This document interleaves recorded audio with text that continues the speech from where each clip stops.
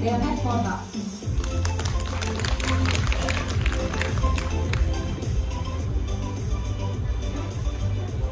Hi. All right, hi everybody. Hi. Oh, I see all the headphones going on. Okay, cool. Sorry to ruin the Vietnamese parade and go with English, but thank you for your patience with that. So if I speak too fast, feel free to just wave at me and be like, Joe, slow down! Because apparently I do that a lot. So anyway, yeah, hi everybody. Awesome to be here. Very excited about this. I've always wondered sometimes, like, what's on these screens up on the stage, you know? There's a timer for me, I like that, and then my slides, so I don't have to turn around. So anyway, I want to do something real quick before we get started. Everybody stand up. Everybody stand up. All right, we've all been just sitting for like an hour, so I just want you guys to stand up, shake it out a little bit, shake it out. Like move around a little, there we go, there we go. Come on, shake it, shake it. Move it, move it. Woo. Okay, okay, okay. Now we got some blood flowing. All right, guys, okay. You can sit back down. So let's kick this off. All right, so, yeah, how to truly wow in a saturated market. So that's my topic. And when Zung sent me the subject, it immediately clicked for me. Because it's something that I've been thinking about for a very, very long time. So, just a really quick about who this guy is. I am, yes, as he said, the former Culture and Operations Director, Culture and Operations Excellence Director for Pizza 4Ps. Had the awesome chance to work with them for 2 years and set up their learning and development team as well as their culture team. And the fun problem that they had was they were trying to expand very rapidly. And so they were having a little bit of difficulty with that in sort of keeping who they were as Pizza 4Ps as they went through that constant expansion. And so I got to play with them and help with that process. Push the button. There it goes. And I want to do a special shout out to Zung and Vapiria before we get really into this. Thank you so much for having us all here. It's really great to be here and be talking about this very, very important subject. All right, so where my mind went with this, to think about how do you differentiate in a saturated market. And I think I have a lot of background in F&B, but many other industries as well, and it's sort of this, there's been this trend for a long time to where everything is moving towards, in this very, very hyper-connected space, everything's moving towards reviews. Now, I'm from the US, and over there, this has been the case for a very, very long time, where anything that you do, you're going to look at reviews. You're going to go on Google, you're going to go on Yelp, whatever you want to do, you're going to look at what's going on and is this a place that I want to go to? And for a while, wow was this kind of like big differentiator because then that gave you the really good reviews. But after a while, everyone's starting to do it. And so it became where wow is like the standard, right? And so if wow is the standard, then how do you stand out? If everybody's doing it, how do you stand out in it? And so there was this sort of trend over time where that's what it was. It just became this survival strategy. If we want to exist, we have to do this. And when I came here 8 years ago in Vietnam, this was like a big bummer for me, I guess you could say, but I'm going on Google and I'm trying to look up and like, okay, where do I go? What do I do? And it wasn't really here. You know, and that wasn't a thing. But now it is. Now you can go on Google, now you can look at it, and so many different companies and so many different industries, including Pizza 4Ps and many, many, many others, are really focused on getting that great customer review. And so what does that do? That drives up these wow moments, like we have to do something, you know? I also think about, we're in this very Instagram happy world, right? So everybody's sharing. And how do we get people to share about us, to talk about us positively, right? And so this is happening more and more and more, and it's raising the standards, right? And what used to be these innovators, these people who were like, man, we're going to stand out, we're going to create these wow moments, others copied it, and now that's just the expectation. So anywhere you go that has any standard, the standard is wow. Well, wow, okay. So then what do you do? So I love to quote this guy, Tony Hsieh, the late Tony Hsieh, unfortunately. He started a little company called Zappos that in, I think it was 2008, he sold it to Amazon for over $2 billion. So great business success, no doubt about that. But how did he get that success, right? I mean, first of all, if you don't know what Zappos does, they are an online shoe sales company. Shoes. You know, the thing, I always thought, you gotta go try those on. You can't buy shoes online, that's nuts. And back then, everybody thought that as well. But he pushed forward, he did it.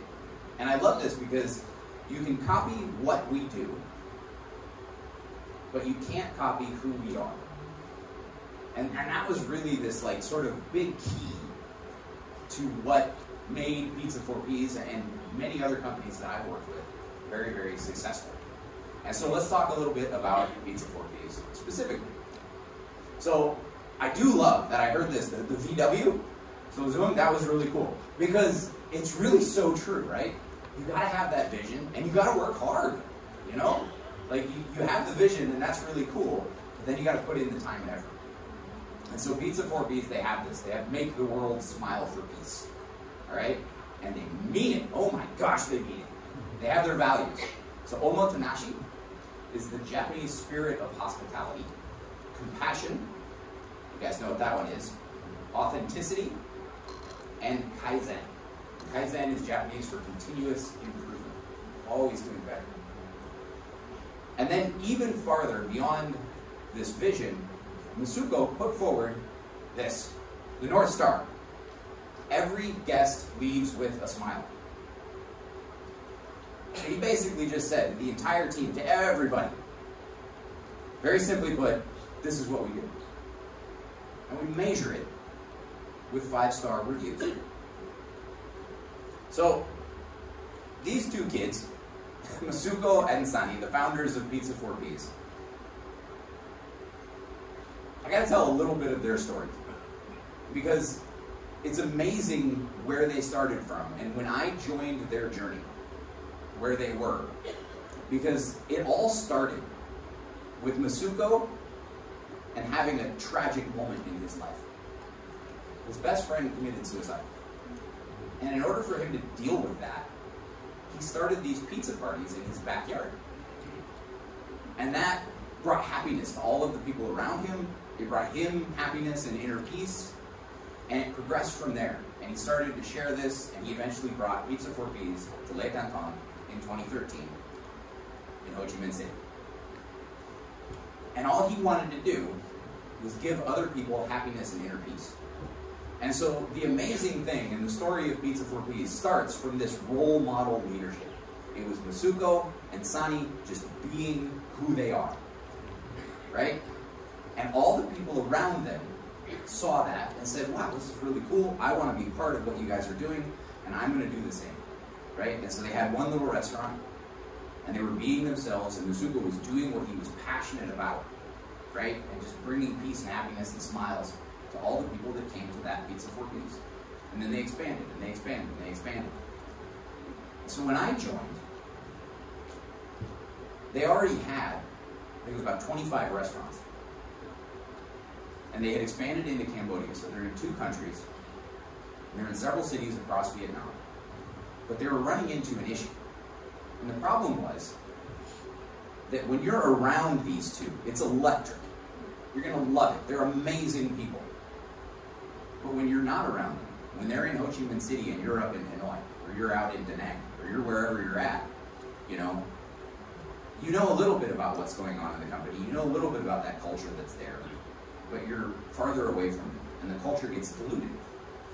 And so I quickly realized that my role, working with Pizza 4Ps, was not to spread the culture, because it was already around, but it was to spread it faster and more. Because they did a great job just being who they are, and living that, and creating that amazing experience. And because they did that, Pizza 4Ps was able to expand without a lot of stuff like standard operating procedures or training. They just had their culture.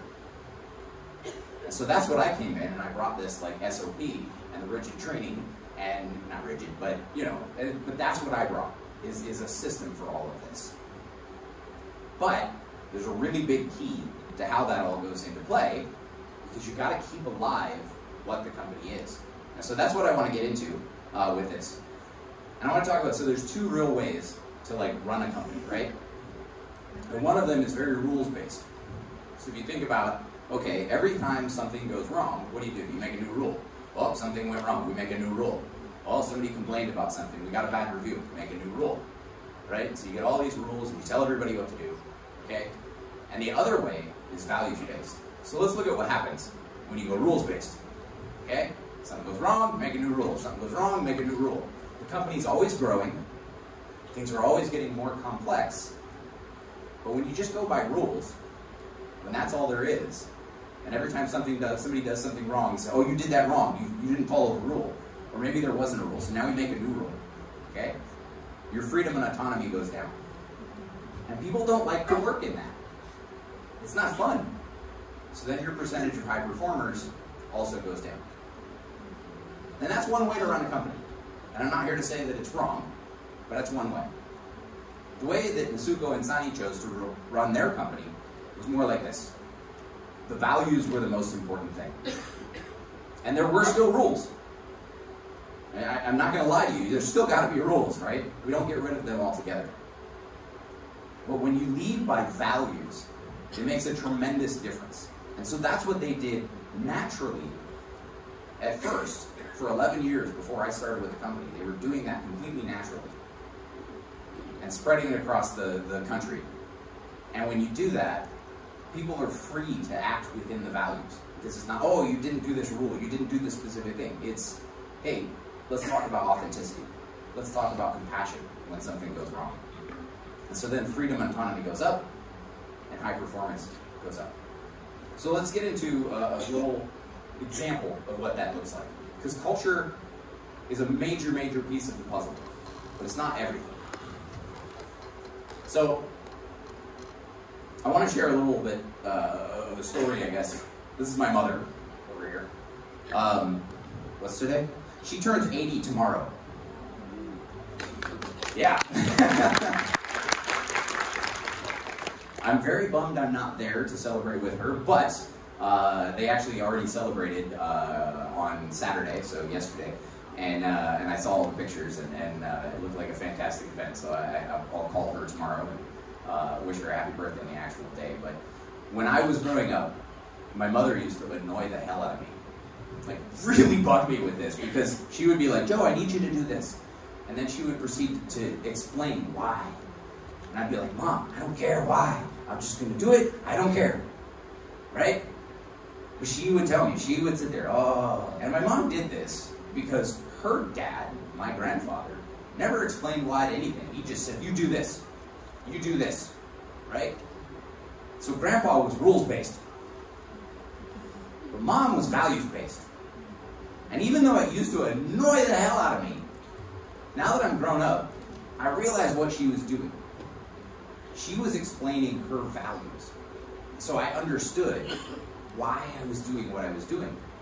And it gave me so much more that I was able to operate from that idea of, I know why I want to do this. And because I know why, I'm not just following one simple little rule. I can do so much more. I can do anything within this value system, right? And so I am so grateful now that Mom gave me that, because the why matters so much, and that's huge. So why is it so big, right? So this is our little skill matrix, and this is what we kind of illustrates what Pizza 4Ps had and what we work towards. Okay, so Pizza 4Ps started out when I first came. They were up the behavior side, right?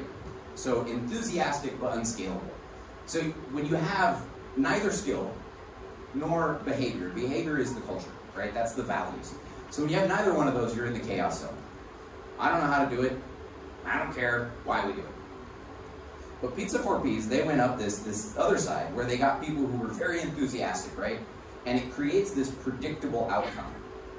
And so I stepped in where across the country they had this culture built, and if you went to a Pizza 4Ps anywhere across Vietnam, you were getting a very consistent and great experience, right? Who's been to Pizza 4Ps? Yeah, just about every hand's going to go up, right? And who had a good time at Pizza 4 Ps? Yeah, and all the hands stay up, right? So they built that just through their culture. But the problem was, when you do that, it's unscalable. Because you're getting that great enthusiastic thing, but everybody's doing it their own way. Okay?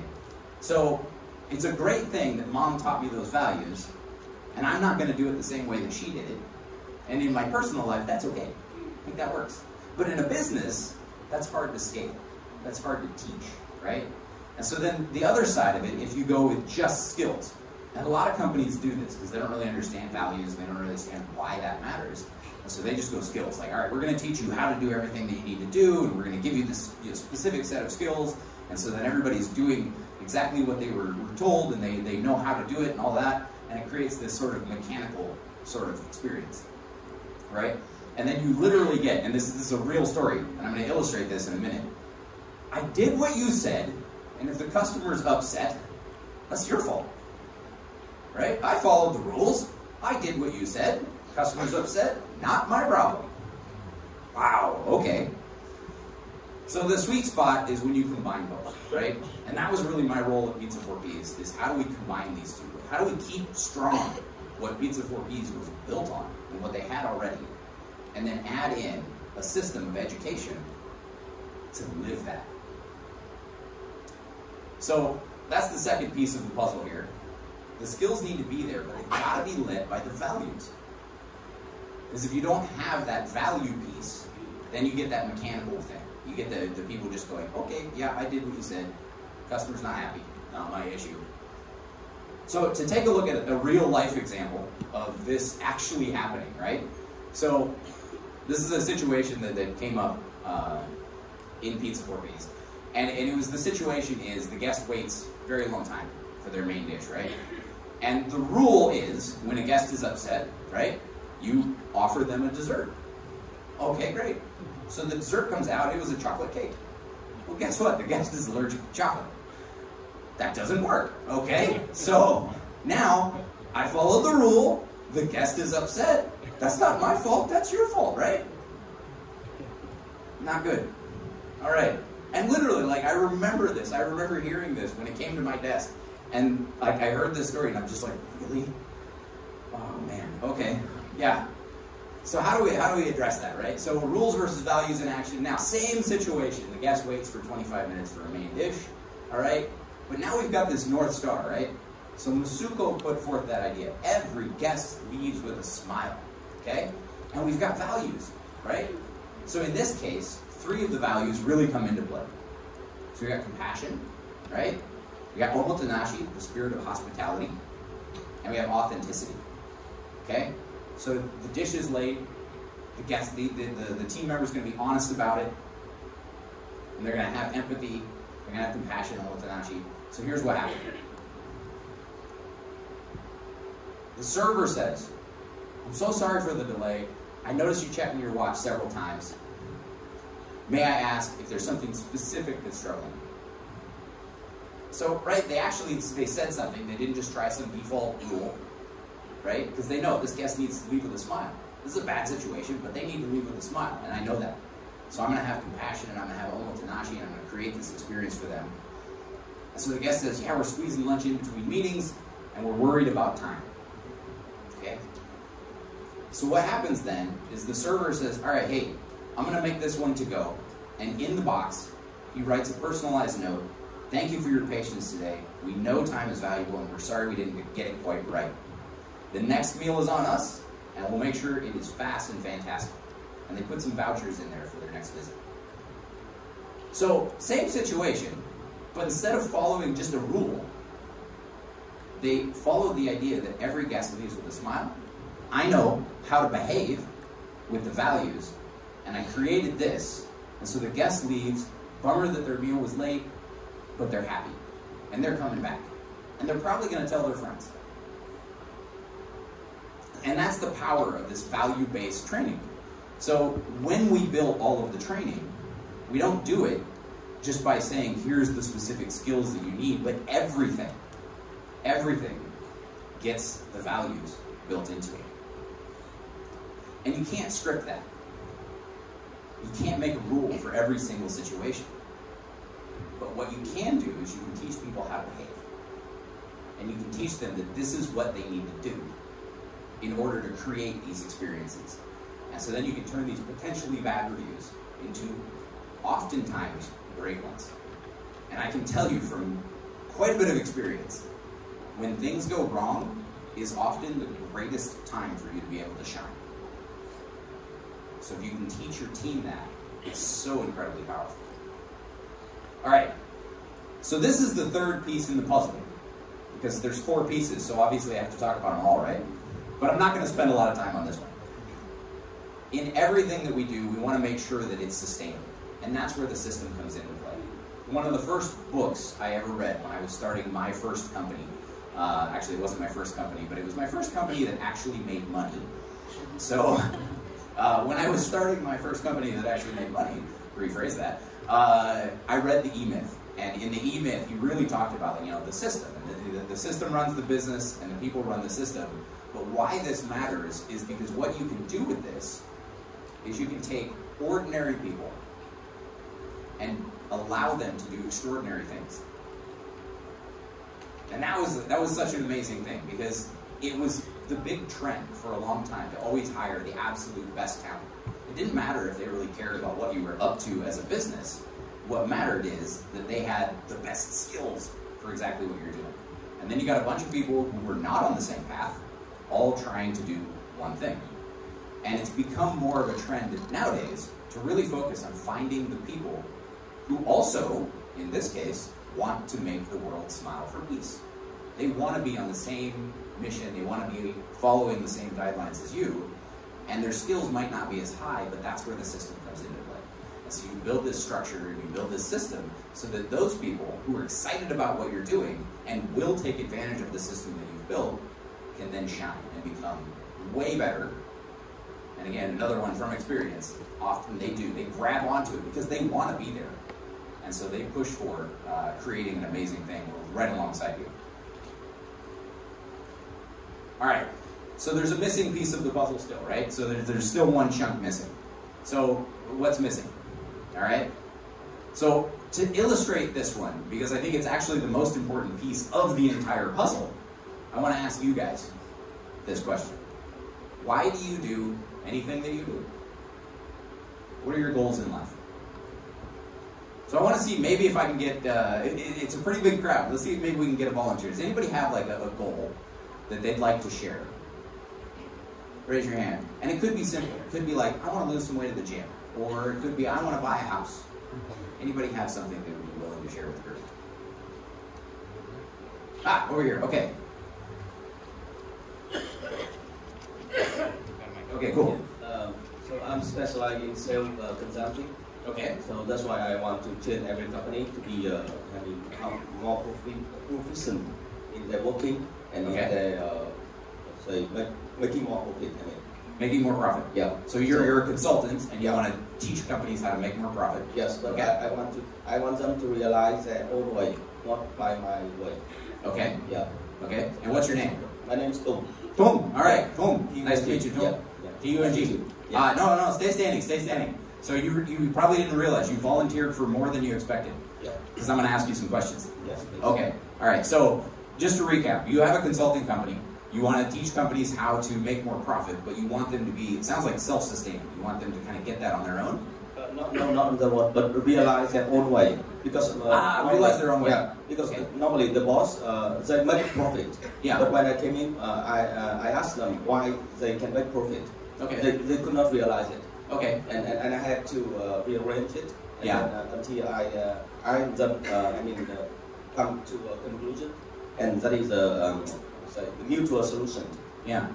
So why do you want to do this for these companies? I don't know, but because I was successful with some company on my own, and then I realized that people out there they need it. Okay, so you were successful on your own. You did this. You found your way to be more profitable, and so then you saw that helped people. Yes. Okay, and what did that do for these people? Like why did helping them matter?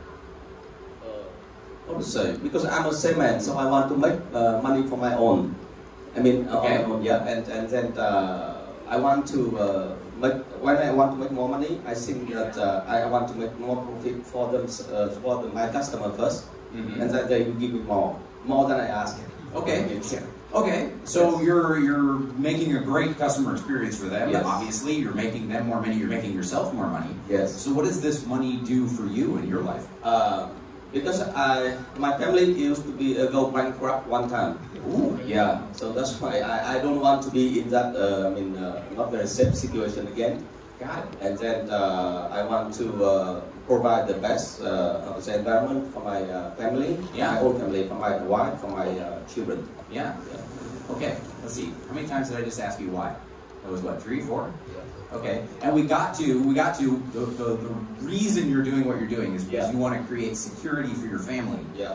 And it stems from this bad experience you had in the past Yes. where you went bankrupt. Yeah.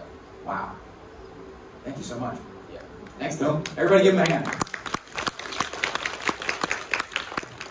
All right. So maybe you've seen this in the past as the 5 whys exercise. It's often used for root cause analysis. But in this example, I'm applying it into motivation. Like, why do people do things that they do? And you can have all kinds of things, like what Tum just shared. You know, or you can have I want to grow a company. I want to get a great job. I want to find a boyfriend. I want to exercise. And what happens is if you ask why enough times, and typically 5 is about the magic number, but it can be less, like we got there quicker with Tum.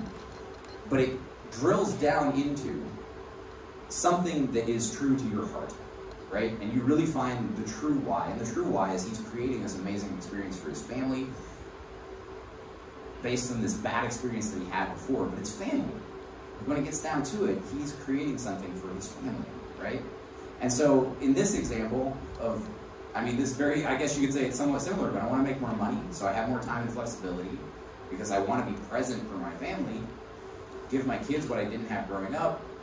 And you see in this example, in Tum's example, what he's doing in growing his business, it transforms from something that he just kind of wants to do, or it's a side hustle, or whatever it is, into something that's a value-driven mission, right? So now this means, like, when he's out working with customers, he's not looking at that customer thinking, like, I can make you more money, and I can make money because of that. He's thinking, I can provide this amazing thing for my family. And that drives you, right? And so, that's the full puzzle. It's motivation. Because without it, doesn't matter how good your system is, it doesn't matter what skills you teach, it doesn't even matter what culture, what words you put up on the wall. If people don't care and don't want to do it, they're not gonna. So I want to talk a little bit about motivation and what drives it, okay? So, at the minimum, when it comes to work, people show up for their paycheck, right? I need money, you know? Okay, there are some examples where that's not true, like mom told me I have to get a job, you know, because for whatever, but even though my parents would still give me money. But for the most part, people show up for their paycheck, right? And when they're only showing up for their paycheck, this is why this little part is so small, when they're only showing up for their paycheck, they are putting in the absolute minimum effort to not get fired, right? So, okay, well that's fine, you're here, you're not fired, yay. The second level is company pride, job pride. I like what I do, I enjoy the work, this is something I went to school for it maybe, right? And so I'm showing up because this is a job that I actually think is really cool, you know? And so you put in a little bit more effort because you're happy about what you do, right? But that doesn't actually provide that much motivation, and oftentimes it fades. You know, you get into a job, you think, wow, this is really great, I work for an amazing company, and then after a while it's kind of like, okay, well I saw what's going on inside the company, it's not as amazing, you know, whatever it is, but sometimes that stuff fades. A really big motivator is who you work with. And so the people around you, creating a great place to work, being a boss that people say like, oh, you know, one of my heroes, one of the people I admire is my boss. If you can be that boss, people love to show up for you. If you can have a team that you really enjoy being around, people love to show up for that. And so that's a big motivator. So working on that, creating that environment within your workplace, huge one. The next one up is personal growth. And I used to think for a long time, I thought this was it, man. This was the ultimate. Like, you can't get higher than this when it comes to motivation. That personal growth, that's what drives you, right? Because you think like, oh man, you know, I want to do this because I am passionate about whatever, or I am, you know, and it's the thing that's very internal, right? And it's something that is like, this drives me, and this is something that I love. And that's really great. So it could be something where maybe in your company you've got a leadership development program, or you are that great boss, and so actually that plays into personal growth because they show up because, you know, you're a bit of a coach for your team, you know, where you're helping them grow, and they know that their future career is on the right track because they're there, okay? And that can be personal growth. Well, what I learned here in Vietnam is there's a step beyond that. And this was an amazing thing that we got to do in Pizza for Peas, is we got to introduce people to the concept of higher purpose. And the big difference between personal growth and being in it for something that I'm passionate about is being in it for something beyond yourself, right? So this is where, like Poom's example was fantastic because he's in it for his family. It's not just about Poom. It's not just about him making more money and having whatever he can do with that money, but it's about his family, and that's a higher purpose. Right? I want to create this experience for my family. And when people can connect to that, that's the ultimate. And in business, how that plays out, and the fun thing that I got to do at Pizza for Peas was I got to actually take people through the exercise of discovering their personal values and discovering their higher purpose. And for me, my higher purpose is to inspire people into purpose-driven action. It's literally what I'm doing right now. So, thank you, Zoom, for having me here today. Thank you so much. Well, I'm not done. Yeah, absolutely endless inspired. Oh, really? There's a thank you slide, you'll know. Yeah. I'm getting close, though. I know, I got 14 minutes left. So, but thank you. Yeah, I like that. That was like big enough to close on. All right, yeah, okay. No, hopefully we'll have another one of those moments. But yeah, so the ultimate being the higher purpose. And when you connect people to that, man, they're showing up on fire. They want to do so much more. And so let's talk about like what that drives. That drives engagement, or also known as discretionary effort. And what that does is it causes people to go above and beyond. So you can create that system. You can have all the skills. You can have the values. But again, if people don't care, then they just show up, they do the minimum, they get their paycheck, and they go home. But when they care, when they're connected to these motivators, then they go above and beyond. They put in that discretionary effort, right? And your leadership has such a big role in that. So, all these puzzle pieces put together, let's take it back a little bit and make this real, okay? So let's talk about what we actually did in Pizza for Peas, like what my job was to make all of this real. So one of the very first things we started out with, and I went to the operations director and I said, all right, give me all of your SOP. I got to make training. Give me everything you got. And so he said, oh yeah, SOP, that's, we need to do that. And I'm like, really? That really surprised me because they're doing so well. But again, they built it on the culture. Everyone knew what they were supposed to deliver and how they were supposed to behave. So they didn't have a lot of this. And so we pulled together all of that, and we started creating these trainings. And when we built the trainings, we made sure that the why was in there. Thank you, Mom. Right? And we made sure that they understood why they were doing the things we were asking them to do. And so when it came to things like, if you're late and dishonest, right? Oh, sorry, my bike broke down, whatever, you know, I was actually sleeping in because I was out drinking last night. Okay. You know, and your boss happened to see you last night, and so he knows you're lying. Now we're going to have a chat about authenticity. It's not you did this thing wrong, and here's the disciplinary action, and that's it. There might be a disciplinary action, depending on what it is, but we're going to have a conversation about authenticity, because you're not behaving within the way that we're teaching you to behave. Customers waiting too long, omotenashi and compassion. You saw that in the example from before. Mistake on an order, accountability and Kaizen.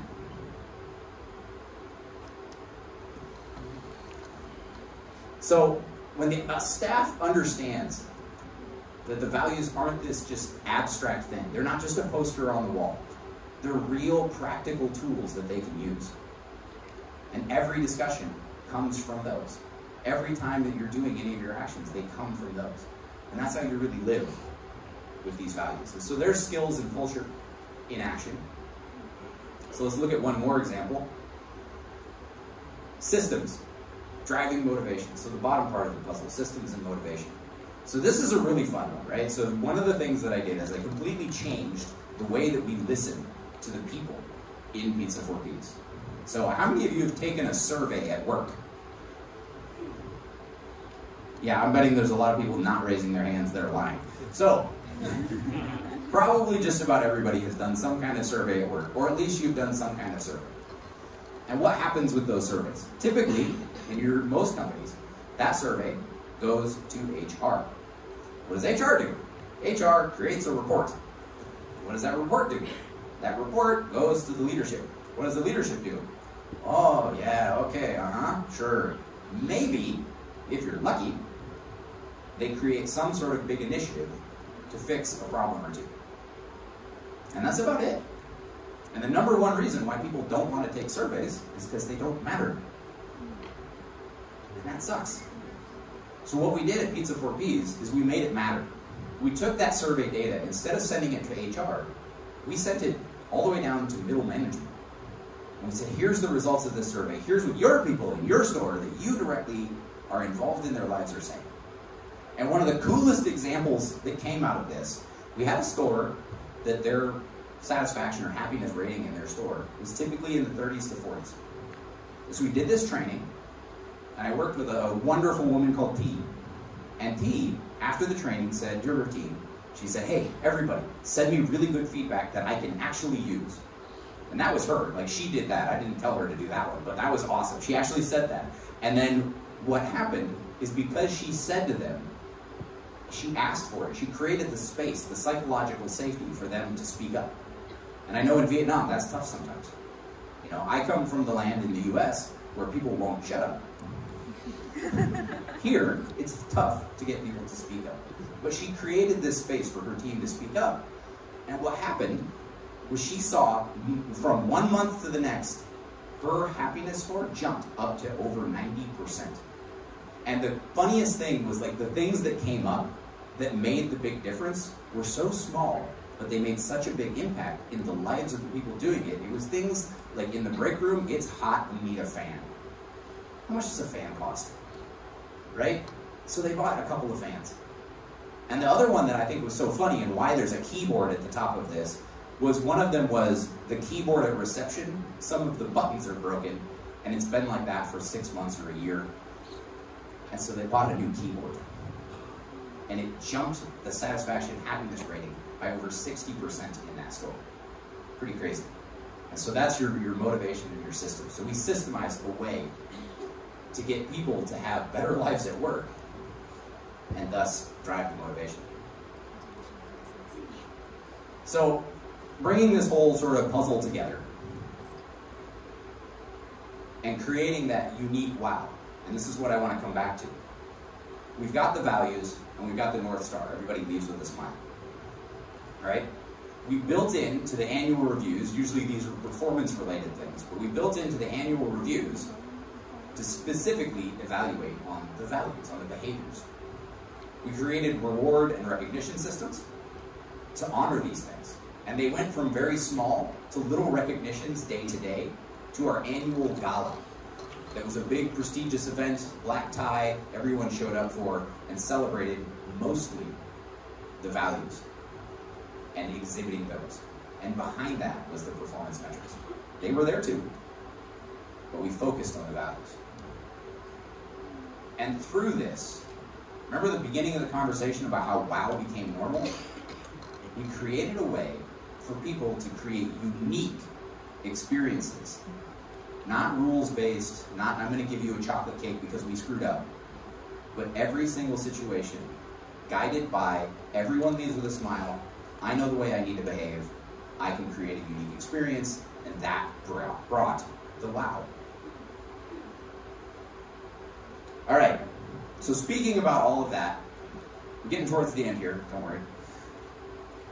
I want to talk about an elephant in the room, and that is, I'm in Vietnam, and I realize that. And you guys, I can't tell you how many times I've heard this phrase, "Oh, you don't understand. That won't work. This is Vietnam." Okay, so let's talk a little bit about that, right? And the first thing I want to really, really point out is that culture is behavior. Okay, so that's the first major point here. Culture is just behavior. Okay? The second thing I want to point out is that culture is not fluffy. So you're hearing about it from me, the former Culture and Operations Excellence Director of Pizza 4Ps, right? And you think about Pizza 4Ps, make the world smile for peace. That's fluffy, that's happy, that's great. But that's not what culture is. What culture is how your company acts, how your company behaves. And it doesn't have to be happy fluffy. What you do need to do, though, is you do need to know your North Star. You need to know, right? Volkswagen. You need to know the vision. I call it Volkswagen because I think of VW. Anyway, VW, not Volkswagen. VW. But you need to know your North Star. And when you know your North Star, you need to give some guidance. How do we behave in order to get there? Okay? And then you need the skills. And I look at skills more as guidelines. Here's some tips on how to deliver the behaviors and the North Star. Right? These are not the rules. This is not you have to do it this way. Here's some tips on how to get that done, how to make every customer leave with a smile. And then you build the systems underneath that support the entire thing, that allow ordinary people to create these extraordinary results focused on these elements. Right? And it's not about feelings. It's not that happy thing. It's designing the behaviors that differentiate your business in this crowded marketplace. And culture comes in so many forms. So again, we have the vibrant happy, right? And that's, you probably could say, that's Pizza 4Ps, you know? It's a happy place. It's where people love to go and it's smiling all the time. But that's not, again, that's not the definition of culture. That's just a culture. But you also could be competition driven. Think about maybe a real estate company, for example. Hang on, I'm looking at you. Right? You might be competition driven, and that's okay, right? You guys are trying to sell homes, you're trying to sell whatever you're selling, and so friendly competitions and creating that environment is your thing. Or it might be quiet and reserved. Maybe you work at an IT company, right? And you work with guys or girls that would much rather stare at their screen than ever talk to a human. Ever. So, whatever it is, it's not about that you have the first one. It's that you have clarity about it. And you know what you're trying to deliver to your people and the experience that you're trying to give. And that you define those behaviors so that you can deliver it. Alright, so final thoughts on this and kind of a challenge to you guys. In this saturated market, your real edge, it's not your product, price, or process. It is your people and what you can do with them. So my challenge to you is to get clear on your North Star, if you don't already have it, to live your values. They are not a poster on the wall. They need to be embedded into everything that you do. Put them in your SOP, put them in your training. Make sure that they are lived, spoken about, eaten, slept with, and breathed in your company. And then there's another trick. You got to trust your people. Because you're not giving them hard, fast rules. You're not saying, you do this, and you do this, and you do this. What you're saying is, this is what we want to deliver, and this is how you need to behave, so go be awesome. You got to trust your people to do that. And then you got to let them make magic. With 2 minutes left on the clock, the whole thing broke. There is a next slide, but it's, wow, that's awesome. There was one last slide, just a thank you slide. So thank you everybody for having me here today. Thank you so much. Yes, and I was completely inspired. You really made me wow. And thank you so much, Mr. Triplet. Thank you. Yes. Please return your seat of honor. Thưa quý vị thân mến, và trong buổi sáng ngày hôm nay thì có lẽ là chúng ta đã